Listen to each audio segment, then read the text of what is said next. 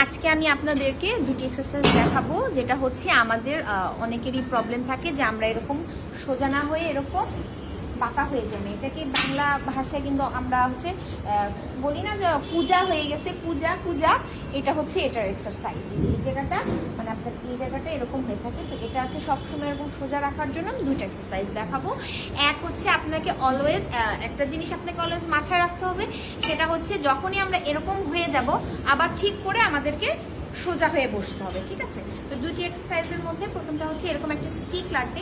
স্টিকটাকে আমরা এখানে ধরবো, ব্যাক সাইডে যদি দেখি এই সোজা ধরে এই যে এই পাশ থেকে একটা টাইম দিতে হবে, আবার উপরে হাত উঠে আবার নিচে।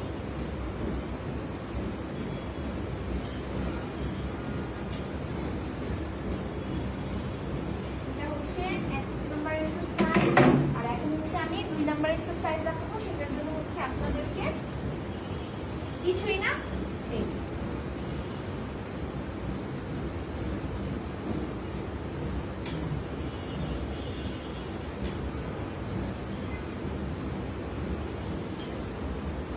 এই দুটো এক্সারসাইজ আপনারা নিয়মিত করেন, তাহলে কিন্তু আর এখানে যে বাড়তি নেট বা আমরা যেরকম হয়ে মানে সামনের দিকে ঝুঁকে থাকি সেটা কিন্তু আর থাকবে না।